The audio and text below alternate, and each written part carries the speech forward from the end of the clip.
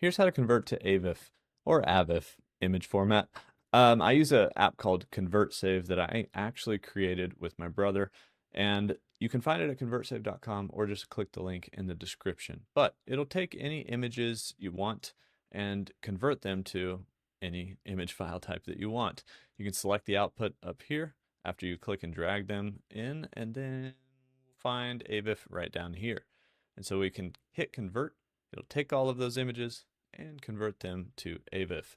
This works with transparency as well. And so that's ConvertSave. It's a file converter for images, video, and audio. Literally hundreds of different conversions that you can do. You can find it, like I said, with that link in the description. I think I said that. And also just go to convertsave.com if you want to check it out. It works for Windows and Mac, and it does all these conversions offline. So no uploading, no downloading, just converting on your computer.